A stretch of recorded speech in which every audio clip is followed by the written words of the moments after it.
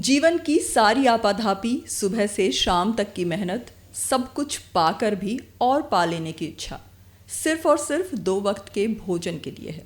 भोजन केवल भूख मिटाने का साधन मात्र नहीं है, यह हमारे शरीर की ऊर्जा, मन की स्थिति और भोजन ही हमारे जीवन जीने की दिशा भी तय करता है।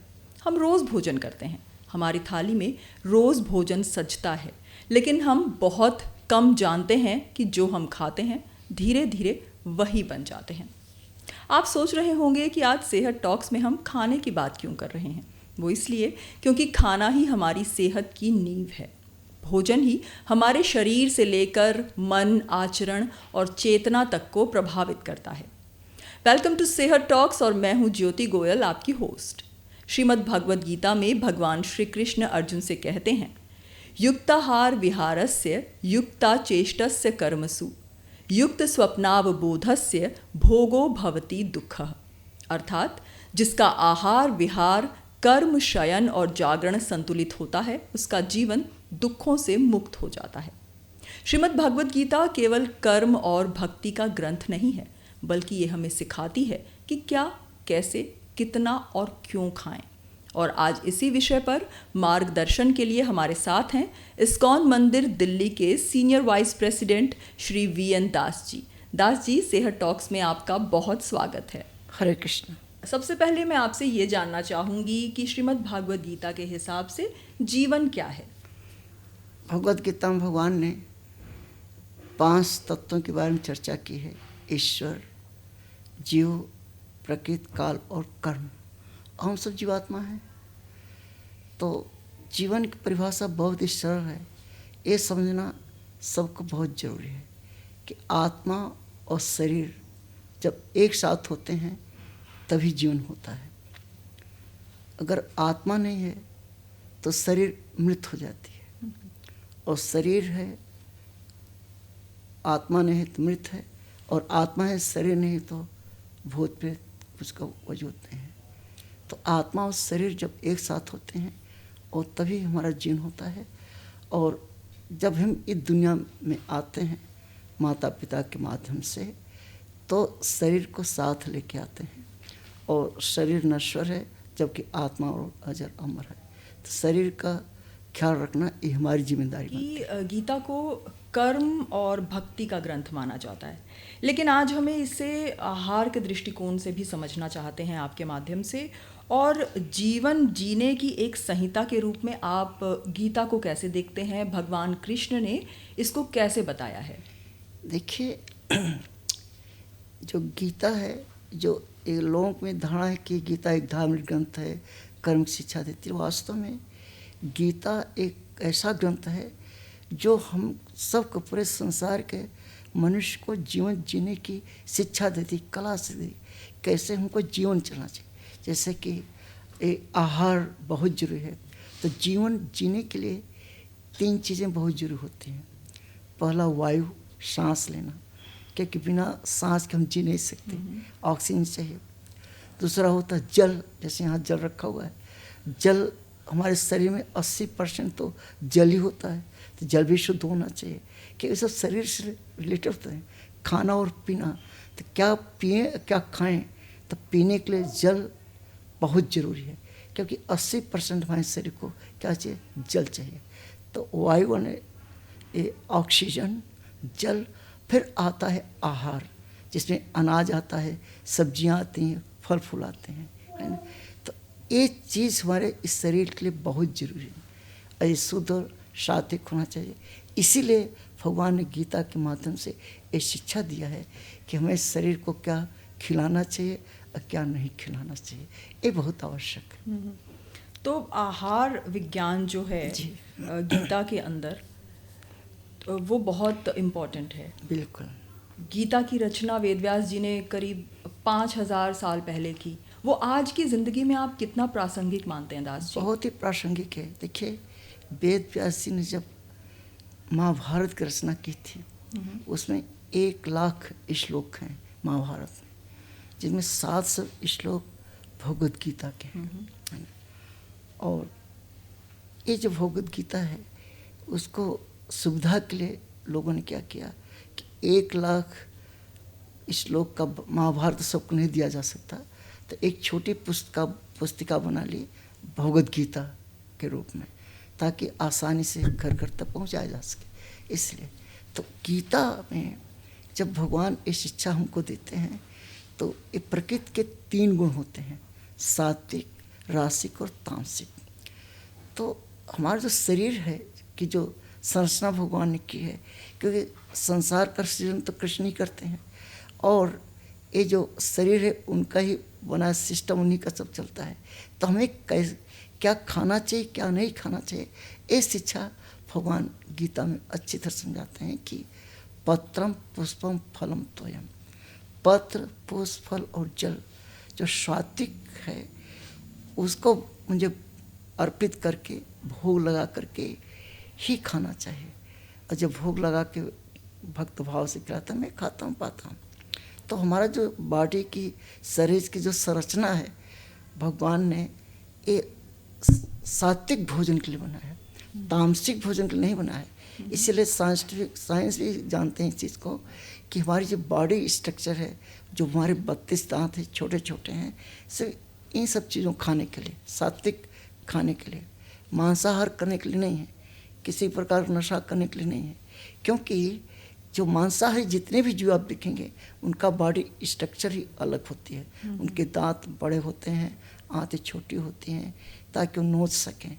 तो भगवान ने गीता में कहीं कहा अंडम मटनम चिकनम, क्योंकि भगवान हमारा जो शरीर का स्ट्रक्चर दिया है शुद्ध और सात्विक, इसलिए हर इंसान को जो है सात्विक भोजन ही लेना चाहिए। और इस शरीर के बारे में भगवान जो समझाया है कि शरीर क्या है, नश्वर है, हम आत्मा हैं जो कि अजर और अमर है। तो शरीर को कैसे हम सुव्यवस्थित रखें, कैसे संतुलित रखें अपने आहार में, हमको कब सोना चाहिए, कब जागना चाहिए, ये भी शिक्षा दी जाती है। शास्त्रों में बताया गया है कि प्रातःकाल ब्रह्म मुहूर्त में उठना चाहिए, ये सबसे उत्तम होता है उठने के लिए। तो हमें और सोना भी बताया गया है कि जल्दी हमको सो जाना चाहिए। इसलिए हमारे इस्कॉन में जो सिस्टम है प्रभुपाद ने बताया कि हम लोग 3:30 बजे उठ जाते हैं, 4:30 बजे मंगल आरती करते हैं और 9 बजे हमारा प्रसाद हो जाता है। तो और सोने के लिए भी हम लोग 10 बजे के पहले सो जाते हैं। खाने का सिस्टम है कि सूर्यास्त से पहले हम लोग रात का भोजन ले लेते हैं, क्योंकि बिस्तर पर जाने से पहले हमें 4 घंटा पहले खाना खा लेना चाहिए। इसलिए आजकल की जो दिनचर्या, जैसे आपने कहा आपाधापी में, लोग आपाधापी में इतने व्यस्त हो गए हैं कि जिस पर उनका जीवन टिका हुआ है, जिस भोजन पर, उसका उन्होंने कोई टाइम टेबल नहीं बनाया हुआ जी। खाने का कोई टाइम नहीं है ना। ये बहुत ही गलत सिस्टम है। इससे हर इंसान अपने शरीर के साथ खिलवाड़ कर रहा है। जब गीता के माध्यम से भगवान दूसरे अध्याय में समझाते हैं कि अर्जुन, ये जो शरीर है वो नश्वर, नष्ट होने वाली है, वो जीर्ण शीर्ण, वो वृद्ध होती है, इसको रोग लगते हैं। तो हमारी जो उम्र है, एज है, वो शरीर पर निर्भर करता है, क्योंकि हम तो आत्मा है, अजर और अमर है। तो जो रोग लगता है शरीर को लगता है, बुढ़ापा शरीर को ग्रसता है। तो हमारी शरीर कैसे स्वस्थ रहे इसकी जानकारी बहुत जरूरी है। तो इसीलिए भगवान गीता में ये माध्यम बताते हैं कि हमें अपना आहार संतुलित होना चाहिए, सात्विक होना चाहिए और सही समय पर लेना चाहिए और उसी समय लेना चाहिए, ताकि जब हम इस तरह से सीमित जीवन जिएंगे तब हमारी बॉडी ज़्यादा दिन हमारा साथ देगी। क्योंकि ये आत्मा जो हम इस शरीर में तभी तक रहेंगे जब तक ये शरीर स्वस्थ रहेगी। अगर शरीर स्वस्थ नहीं रखेंगे, क्योंकि हमारी जो उम्र है वो शरीर पर निर्भर करती है कि विनाश शरीर को होता है, आत्मा का नहीं, हमारा नहीं होता। तो शरीर के स्वस्थ रहेंगे तभी आप सुखी रहेंगे और आपकी उम्र शरीर पर निर्भर करता है। ये समझना बहुत जरूरी है। गीता में मांसाहार और मदिरा के बारे में क्या कहा गया है दास जी? इसकी चर्चा ही नहीं की गई है। वास्तव में भगवान ने सिर्फ सात्विक के पत्र, पुष्प, फल और जल जो सात्विक होता है, और इतनी वैरायटी भगवान ने हमको दिया हुआ है, ये हमारा शरीर उसी के खाने के लिए है। और ये जो मांसाहार है, नशा है, इसके बारे में कोई चर्चा, ये तो तामसिक आहार में भी नहीं माना गया। अगर तुम किसी को जीवन नहीं दे सकते तो उसके जीवन लेने का कोई अधिकार नहीं है। तो हमारे शास्त्रों में नशा और मांसाहार जो है वो निषेध है। निषेध है। हाँ। देखो, नशा करने से विवेक नष्ट हो जाता है। आज देखो पूरे विश्व में इस कानून द्वारा यही प्रचार हो रहा है कि हमको नशा मुक्त होना चाहिए।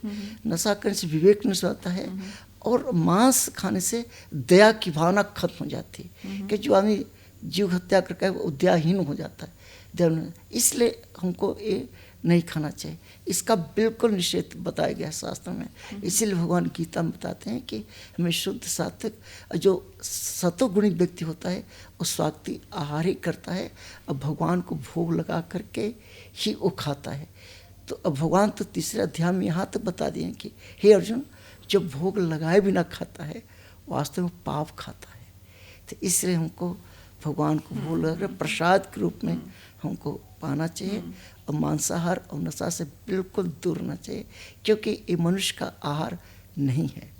जैसे आपने भगवान के भोग की बात की दास जी, हमने देखा है कि जब हम भगवान को भोग अर्पण करते हैं तो उसका इवन जो टेस्ट होता है ना वो भी बढ़ जाता है। हम आम दिनों में अगर वही खाना बनाएं तो वो उतना स्वादिष्ट नहीं लगता जितना कि हम भोग अर्पण करने के बाद जब वो भोग बन जाता है और भगवान का प्रसाद बन जाता है तब लगता है। तो भगवान के प्रसाद की क्या महिमा है? बहुत बहुत महिमा है। देखिए, वही तो ये अनुभव, ये जितने भी लोग आपका चैनल के माध्यम सुन रहे हैं अनुभव करें कि जैसे हम लोग बचपन की याद है जब पहले सत्यनारायण व्रत कथा होती थी, हम लोग छोटे छोटे थे तो पंजीरी का प्रसाद मिलता था जी।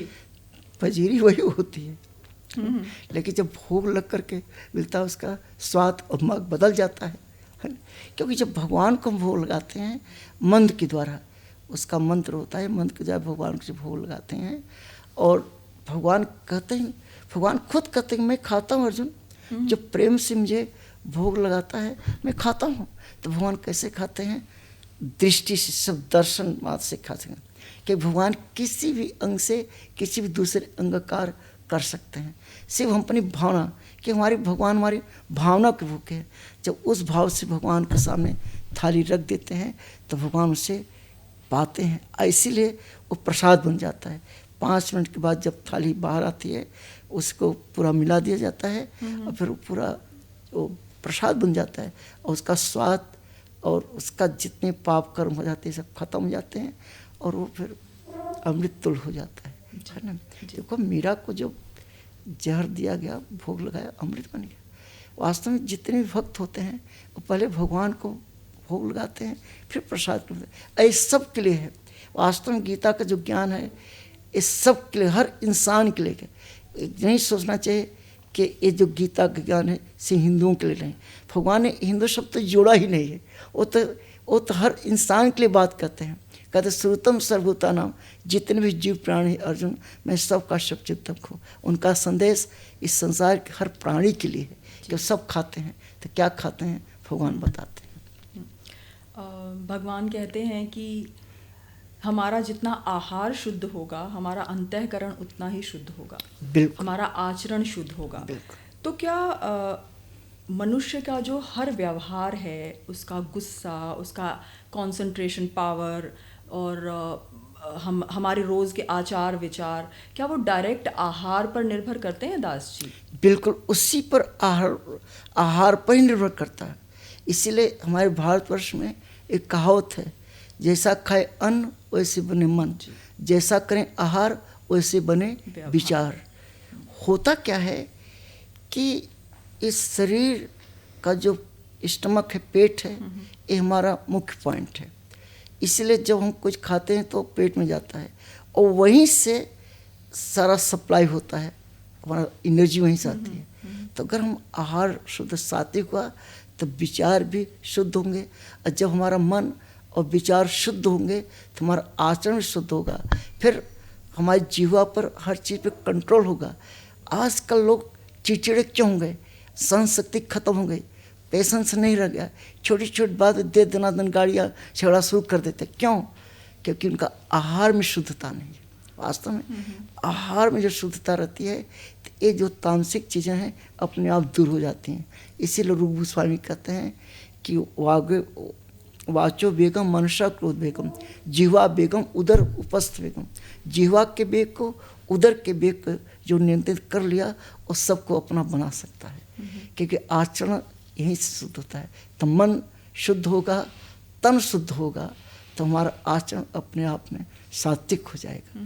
तो सात्विक का सुंदर स्वभाव के लिए हमारा जो भोजन है, आहार है, बिल्कुल सात्विक होना चाहिए, और तब देखे कितना असर पड़ता है। जी, अभी आपने हमारे पेट की बात की, तो क्या ये कहना गलत होगा कि हमारा जो मस्तिष्क है, हमारा जो हृदय है, उसको अगर हम कहें कि हमारा जो संचालन करता है हमारा पेट करता है? ये जितने भी बॉडी के जितने भी पार्ट हैं, सबका सेंटर है स्टमक, पेट। यहाँ तक कि दवाई भी, चाहे अगर ब्रेन में कोई दिक्कत है तो दवाई भी डॉक्टर आपको खिलाता है वो पेट में ही जाता है, ये जान लीजिए। क्योंकि हमारा चाहे ब्रेन हो, आँखें हो, कान हो, नाक हो, बॉडी के जितने भी पार्ट हैं, सबको शक्ति, एनर्जी, रसायन पेट से मिलता है ना। अगर वो ठीक है तो आपका हर बॉडी के, शरीर के हर अंग सुचारू रूप से है। क्योंकि हमारा पेट अगर ठीक नहीं है तो उसका संतुलन नहीं। इसीलिए हमको पेट में क्या डालना है ये हमको सोचना चाहिए। इसीलिए इंसान को एक गार्बेज इधर उधर खाने से, जैसे जंक फूड है, दुनिया भर की चीज़ें खाते, ये बिल्कुल गलत है, हमसे इससे दूर रहना चाहिए। और अगर आप खाते भी हैं, जैसे हमारे इस्कॉन के में प्रसाद बिना लहसुन प्याज के बनता है, तामसिक के बिना बनता है, तो हम भी बनाते हैं, लेकिन वो भगवान को भोग लगा देते हैं, तो उससे जो है वो जो निगेटिविटी है वो खत्म हो जाती है कि भगवान भोग स्वीकार, उसका भाव अलग हो जाता है, तब वो शुद्ध आती है। इसलिए हमारा पेट जितने शुद्ध होगा, जितने सात्विक भोजन हम इसमें डालेंगे, उतने हमारा विचार सात्विक होगा। ये निश्चित है कि सारी शक्ति, चाहे ब्रेन हो, जैसे हमने कहा, चाहे ब्रेन हो, कान हो, आँख हो, शरीर के जितने भी पार्ट हैं, सबको शक्ति पेट से मिलती है। तो अगर ये सही रहेगा तो सब सही रहेगा। इसलिए सबको खाने पे बहुत ध्यान रखना चाहिए। मैं समझाना चाहता हूँ कि जितने भी रोग हैं शरीर को ही लगते हैं, ये आप जानते हैं कि हमें नहीं लगते, हम तो आत्मा है ना। इसीलिए भगवान जब जीने के लिए ऑक्सीजन दिया है तो लोग कहते हैं ऑक्सीजन कमी हो गई।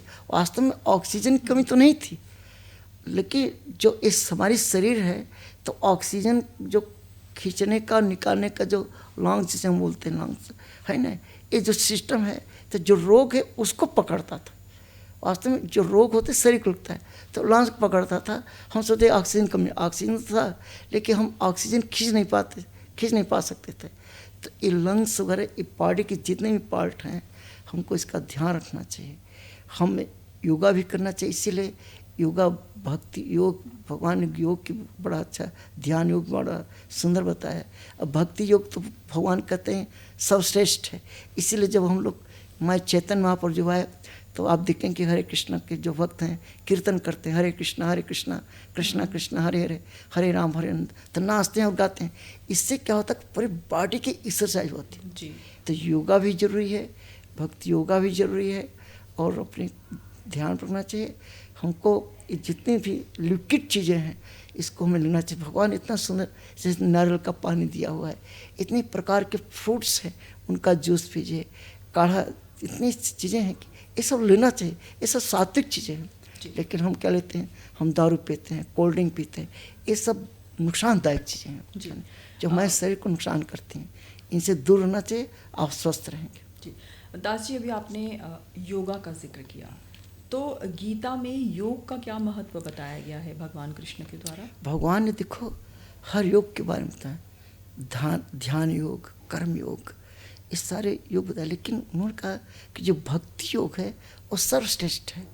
और योग में लोग ओम करके अपने ध्यान करते, भगवान पर ध्यान करते हैं, लेकिन भगवान का कि जो भक्ति योग है वो सर्वश्रेष्ठ है। कि उसमें क्या होता है कि आप भक्ति भी करते हैं और साधना भी करते हैं।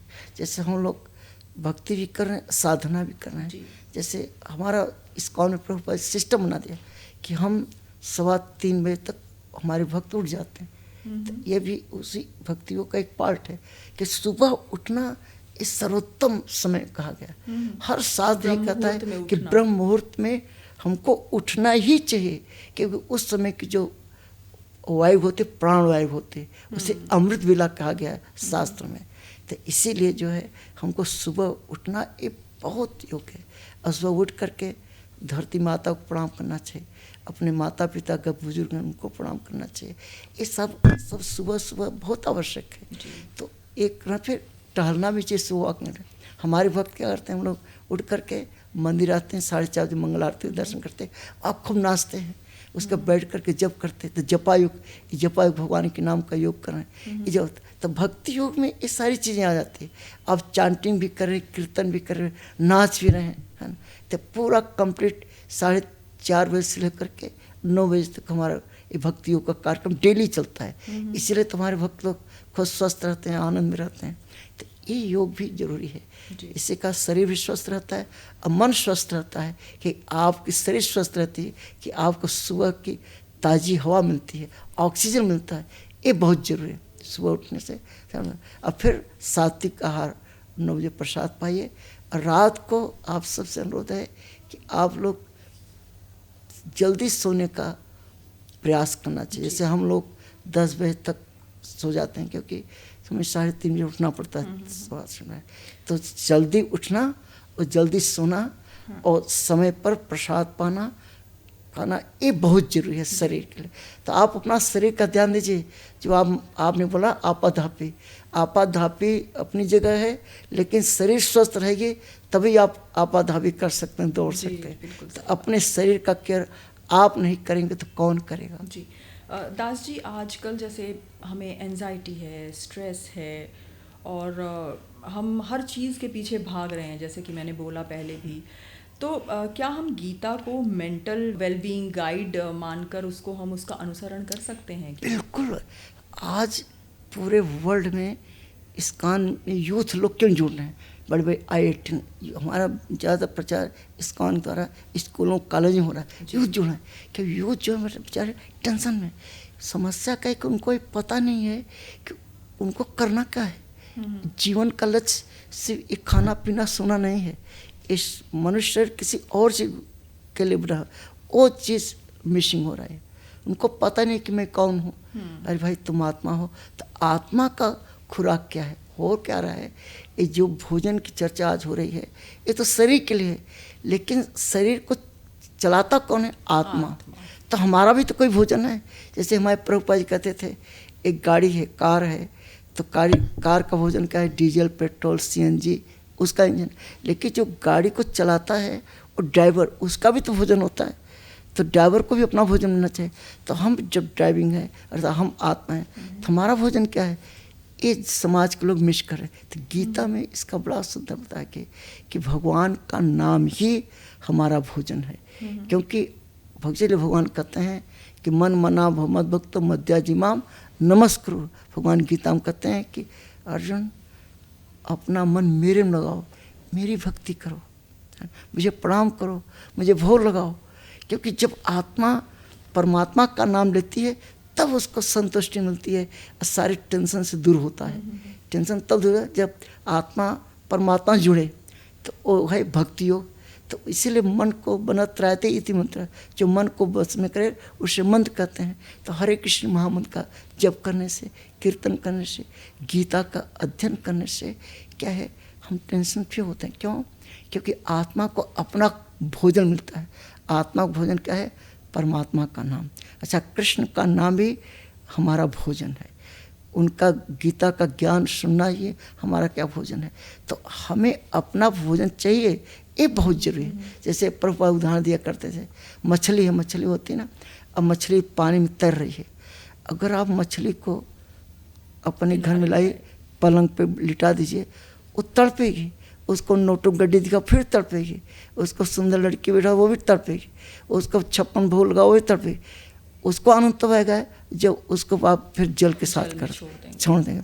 तो वही आत्मा हमारा है। तो आत्मा परमात्मा से जब जुड़ता है तो उसको असीम शांति मिलती है, आनंद मिलता है। वो हम मिस करें। इसीलिए कहा गया है, प्रभुपाद चाहते थे कि हर इंसान को 24 घंटे में 1 घंटा सुबह, 1 घंटा शाम, या कम से कम 2 घंटा जरूर ईश्वर के लिए देना चाहिए, कृष्ण के लिए देना चाहिए, अपने लिए देना चाहिए। तब हम इस सारी टेंशन, सारी तनाव से दूर हो गए।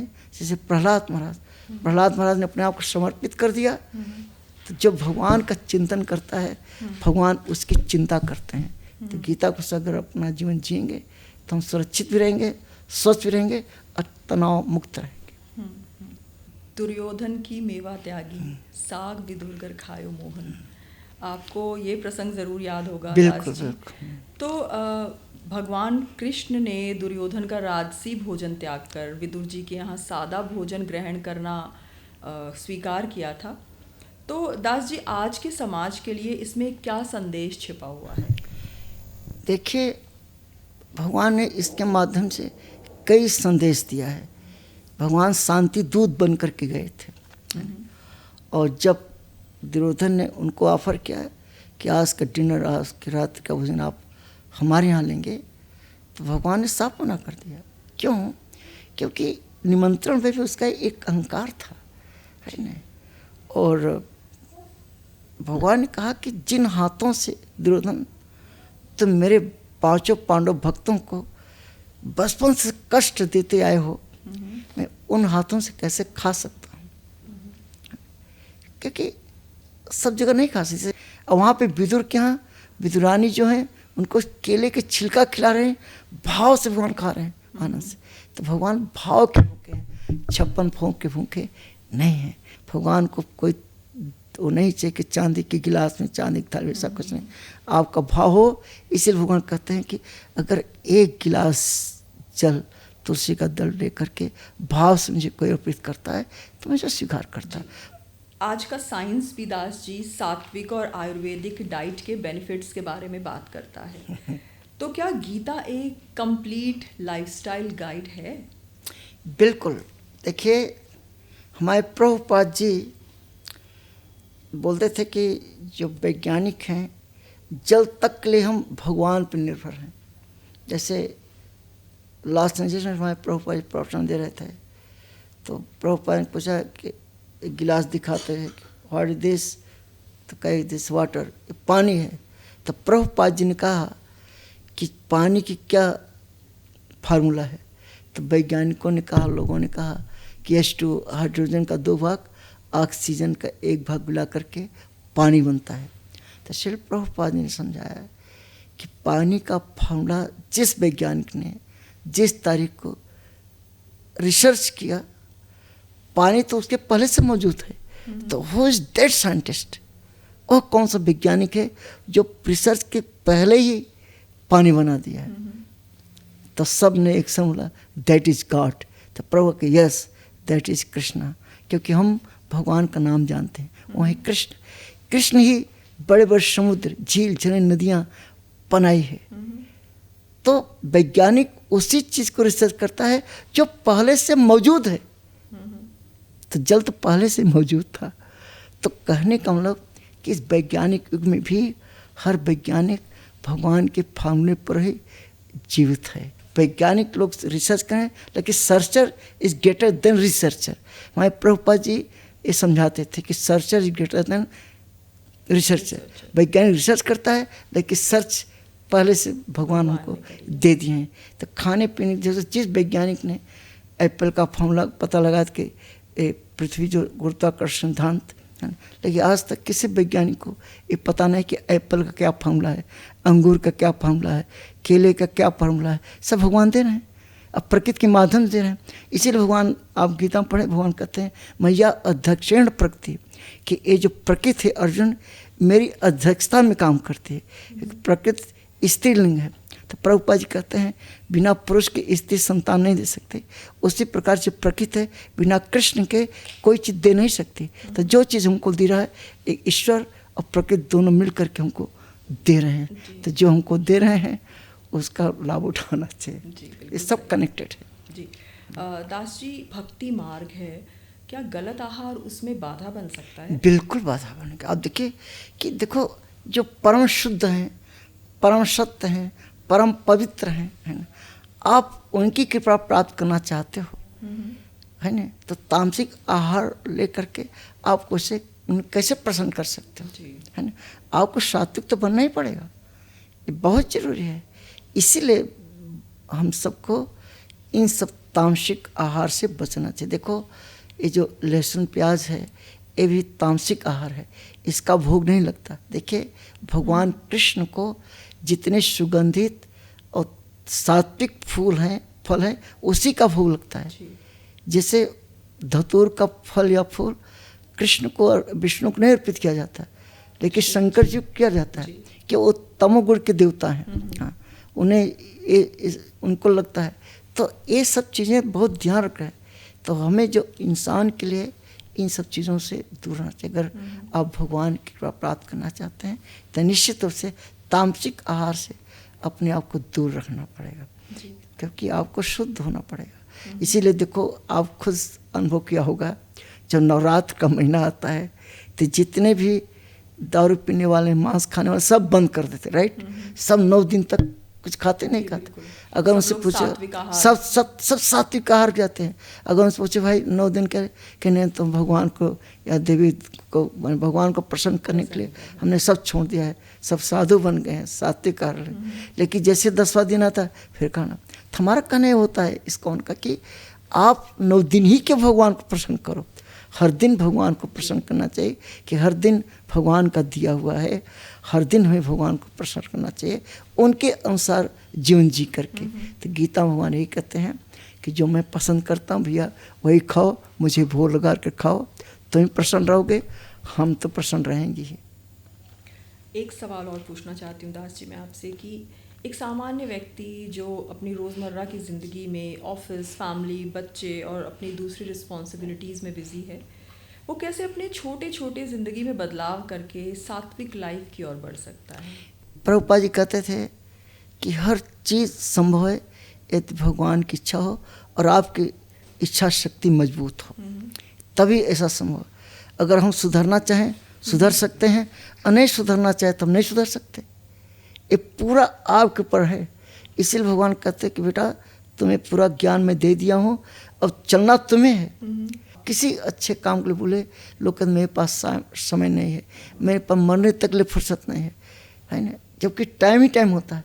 अगर सब लोग जो आपके चैनल से सुन रहे हैं, सब लोग अगर 1 घंटा बैठें, है ना, डायरी नोट कर लेंगे, तब आप देखें कि वो अपना टाइम टेबल बनाएं कि कितना घंटा मैं सोता हूँ, कितने घंटा मैं काम करता हूँ। आप देखेंगे कि ज़्यादातर लोग टाइम वेस्ट ही करते हैं। अगर नौकरी कोई करता है तो 8 घंटे या ज़्यादा 10 घंटा नौकरी करता है। 24 घंटे में 10 घंटा और निकाल दीजिए, है ना। 1 घंटा खाने पीने को 2 घंटा निकाल दीजिए, 12 घंटा बचा, 12 घंटा। आप देखेंगे कि ज़्यादातर समय को बर्बाद किया जा रहा है और समय चलता चला जा रहा है। ये बहुत गलत है। समय का कैसे सदुपयोग, जो समय का सदुपयोग किया वो आगे निकलता चला जाता है। गीता के अनुसार अपना जीवन जीने की कला सीखे और टाइम देखे कि आप देखेंगे आपको बहुत टाइम चाहिए, वो टाइम जो है आप अपने गीता अध्ययन के लिए, प्रभु के लिए जिन्होंने ये जीवन दिया हुआ है उनके लिए निकाले। आप देखिए आपका जीवन बहुत सुधर जाएगा, आपको आनंद की अनुभूति होगी, आप आनंद लेंगे। जैसे हम लोग कर रहे हैं, हम लोग भी तो आप ही की तरह हैं, बस हमने अपना विधा बदल दी है। हम भगवान की भक्ति करके लेकिन सेवा हम भी करें, हम भी काम कर रहे हैं। बिल्कुल सही कहा आपने। भगवान की भक्ति में अपने आप को लगा देंगे तो आपका जीवन सुधर सकता है। बिल्कुल। और आपका वर्क लाइफ बैलेंस, आपका मेंटल पीस, सब कुछ स्टैटिक रह सकता है। प्रभुपाद जी देखो, हमारे प्रभुपाद जी 70 साल की अवस्था अमेरिका गए थे, 40 रुपये ले गए थे और कार्गो शिप से गए थे, मालवाहक जलदूत से सिर्फ भगवान का नाम ले गए थे, रुपए से 45 रुपये। लेकिन भगवान के नाम पर इतनी, क्योंकि हम लोग बचपन जब पढ़ते थे स्कूल में बताया जाता है कि हमें बताया जाता था कि तुम्हें माता चपता तमेव, तुम्हें बंधु चस्खा तमेव, मोकम करोति वाचाल पंगुम लंघते, कि भगवान चाहे तो कुछ भी हो सकता है।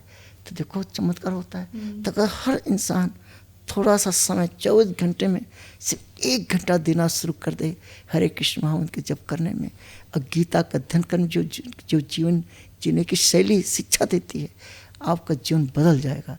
आप देखेंगे कि 24 घंटे में हम कितना घंटा बर्बाद, वो घंटा आप भगवान के प्रभु जी ने आपको एक जीवन दिया है, जिन परम भगवान कृष्ण ने आपको जीवन दिया है और जीवन जीने की शिक्षा दी है गीता के माध्यम से, अगर उनको अपनाएंगे तो आप सुखी रहेंगे, सदैव प्रसन्न रहेंगे। प्रभुपाद बोलते थे आप प्रसन्न रहना चाहते हैं तो chant Hare Krishna and be happy. आप भगवान का नाम लीजिए, गीता पढ़िए और अपना कर्म करिए। आप नौकरी करते हैं नौकरी करिए, बिजनेस करते बिजनेस करिए, तो ये कर्म करने की शिक्षा भगवान देते हैं। आप कर्म तो करना ही पड़ेगा, लेकिन साथ साथ जो कर्म करने के जो जीवन का स्रोत हैं उनके लिए भी अपना समय दीजिए। 24 घंटे से 2 घंटे आप ईश्वर के दीजिए, कृष्ण के लिए दीजिए, आपका जीवन सफल हो जाएगा। वर्तमान भी अच्छा जाएगा और भविष्य भी आपका उज्जवल रहेगा। जी, बहुत आवश्यक जी। दास जी, हम आपसे कितनी ही बात कर लें हमेशा ये कम ही रहने वाली है, पर आज के लिए हमें विराम देना होगा। तो बहुत धन्यवाद आपका हमसे जुड़ने के लिए, जानकारी हमसे साझा करने के लिए। हरे कृष्णा। भोजन केवल शरीर को नहीं बल्कि हमारे मन, विचार और आत्मा को भी आकार देता है। जैसा अन्न वैसा मन और जैसा मन वैसा जीवन। तो सेहत टॉक्स में आज बस इतना ही। उम्मीद करती हूँ कि हमारा गीता और आहार स्पेशल एपिसोड आपको पसंद आया होगा। हमेशा की तरह स्क्रीन पर दिए गए एड्रेस या फिर कमेंट सेक्शन में आप अपने सवाल हमें भेज सकते हैं। हम और हमारी टीम पूरी कोशिश करेंगे कि आप तक आपके सवालों के जवाब ज़रूर पहुँचे। साथ ही आप हमें ये भी बता सकते हैं कि आप नेक्स्ट एपिसोड में किस स्पेशलिस्ट के साथ जुड़ना चाहते हैं। Thank you so much for watching. मिलते हैं सेहत टॉक्स के अगले एपिसोड में। तब तक के लिए स्वस्थ रहें, सात्विक रहें और प्रसन्न रहें। नमस्ते।